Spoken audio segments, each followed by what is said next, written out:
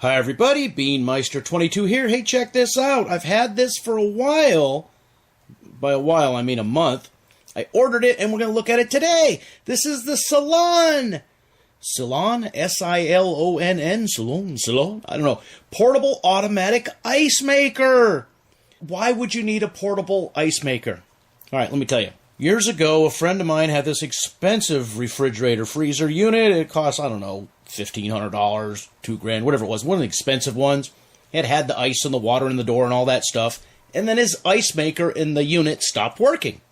And as it turned out, it was going to take weeks to get it repaired. So they sent him a portable mini ice maker, similar to this one. I don't know what brand, but I didn't even know they existed until that point.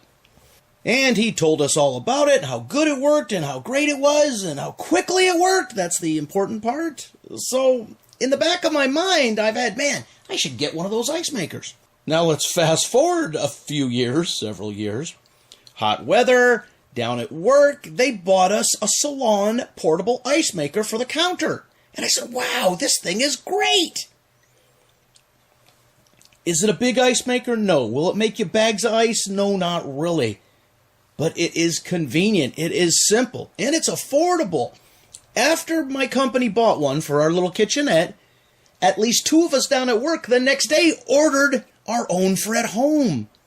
As I said, mine arrived about a month ago, and I'm just now getting around to opening it up. I've been really busy, working a lot of hours, but the other dude at work who bought one, he opened his the very, day it arrived, and he's been using it. So let me tell you about the stats. This will make 26 pounds of ice in 24 hours. It's not a lot, but down at work, we could have anywhere from, 7 or 8 people to 15, 16 people using that kitchenette and running 24 hours a day. It was perfectly fine for ice for, drinking and stuff. You're not going to pack any fish in this, not a lot of ice. The biggest problem was refilling the water hopper. It's like the coffee maker at work. These people think the water miraculously appears in it. Well, I guess it does, because I'm always finding it empty and filling it up, right? So I was impressed that we were using it all the time. It's kind of a nifty little design, and this cool little design thing is also, kind of a downside to it, too. So it continuously makes these little ice cubes. They go down into the hopper, which is this little tray that's removable if you need to. Actually, a basket, not a tray. And underneath that is where the water is. So as these ice cubes melt, it just replenishes the water hopper there. So if you were to turn this on and then, use it a little bit and then just keep it continuously running, you are going to continuously waste electricity as it makes ice. The ice melts, turns into water, hopper level goes down, right? So then it starts making more ice because, it automatically stops making ice when that little basket is full. So yeah, you're just going to continuously be processing that water. Electricity-wise, that can't really be good, right? But if you want an ice maker that'll make you some ice, and here's my plan. My plan is I'm only going to have this plugged in and turned on when I'm at home. There's no sense in having it running for hours and hours and hours and hours when you're not there, continuously making and melting ice. Yeah, very efficient. You can make 2 sizes of ice cubes with this. There's small, and then there's not as small. Not really large, but... So to make the small ones, the tiny ones, it takes 6 minutes, and it makes 9 of them. This makes 9 at a time. Pretty cool, right? And you're saying, 9, that's not a lot. Yeah, in 6 minutes.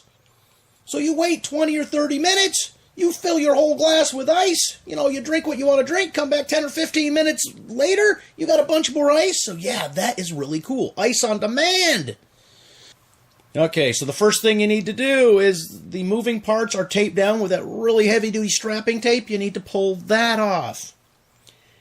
So it says to clean this, you can use vinegar and water, and there's actually a cleaning mode. We're not going to really get into it today because we're just setting it up and we're going to use it.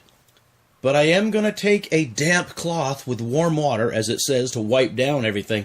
And what I'm going to do is, even though I do not intend to run tap water, chlorinated water through this, I'm going to put some chlorinated water in this from the tap, and that's where I'm going to rinse everything out. Flush the system. Because as we're looking in there, I could even see some little crud, looks like little pieces of the strapping tape, hanging from the freezer unit things, which makes the ice cubes. So we need to get that all flushed out. You know, the dust from the factory, if nothing else. All right, so we're going to run this, remember, with tap water, because it's chlorinated. It will help clean out the system. And we're going to go real time and see how long it takes to start making ice. So as we're going real time, I might as well just keep talking. It says it's quiet. It says how many decibels it is. I don't really care about that. Let's just say it's semi-quiet. It's not loud or noisy, but you can hear it operating because it has, you know, that little refrigeration unit, which means it's going to have a tiny little compressor in there, you know, moving compressor oil around, and it has a fan to cool the little radiator in there to, you know, it's a freezer, a tiny little freezer. But the freezer unit is really only where it's making the ice. It is not a freezer unit where the ice is stored. That is kept cool by residual coldness coming off the ice-making freezer part and by the ice cubes itself. That's why they can melt and go right back down into the water hopper. As I mentioned, it has an auto stop when full, and so that's good, right? And then as it melts down, it will keep making it. It holds up to 2 liters of water. You don't want to fill it too much, too high, because you'll be up into the basket and you'll be into your ice cubes. The other thing is you don't necessarily want to fill it all the way up if you have a full hopper of ice in there, unless you're continuously using the ice, because you'll have, you know, water and ice issues. This costs around $100. I've seen it for, I don't know, I want to say around $90. I bought it for $99. It's currently $105. I've seen it for more. Now, there are a bunch of different units like this one of a bunch of different brands around the same price, some considerably higher in cost, and I assume they do more and make more ice. I went with this unit because, I mean, heck, I used it at work. A bunch of people have. We've seen it in action. I'm not relying on these crappy Amazon reviews, you know, these 5-star, it's the greatest thing ever, you know, when you get the thing and it's a piece of crap, and you know, you can't trust reviews. General rule of thumb is you can't trust a 1-star review, and you definitely can't trust a 5-star review. In fact, the reviewing thing it's so corrupt. I don't know if I've ever told this story. I bought this really cool tripod a couple years ago on Amazon, and there's a little note in there, hey, we'll give you this free stuff if you write us a good review on Amazon. And I'm thinking, well, you know, I already can't trust reviews. Now you're going to taint it even more? And I really liked the tripod. And it was crappy little things they were giving. It looked like the value, I checked the value of them, between $10 and $20, depending on these little things. You know, like this memory card wasn't a high-speed memory card. You know, all this little stuff. But they're essentially paying for a good review. And they wanted you to send, you post the review, and then you had to send them a copy of the review for them to approve if they're going to pay you out or not. That is buying a review. And you know what? Amazon doesn't care. Amazon knows it happens. Amazon doesn't care because 5-star reviews means they're going to sell something, right? Yeah, it's a very corrupt system. So you can't trust reviews. I've seen this in action. I was happy with it. It was used by a lot of people. And the one at work still works perfectly fine. And hopefully mine will work at least as long as that. So that's why I went with this unit. Other than that, I mean, I don't know anything about it. I've never heard of this brand before.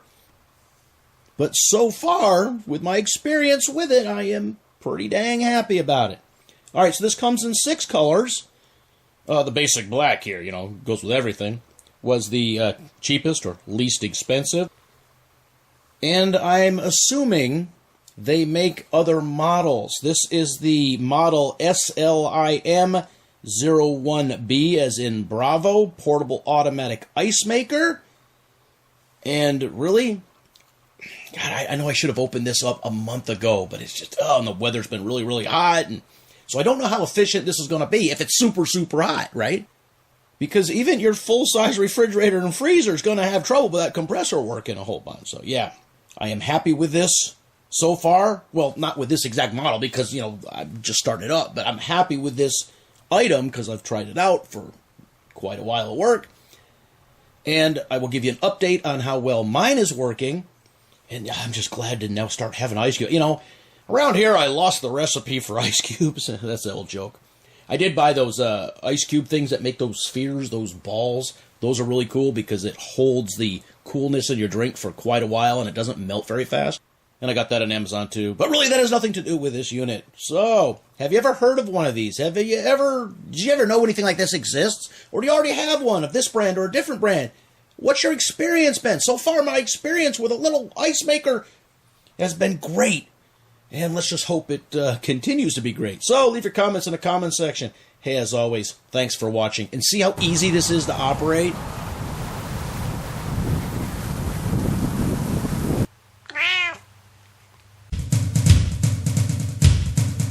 Beanmeister 22, the most dangerous man on YouTube.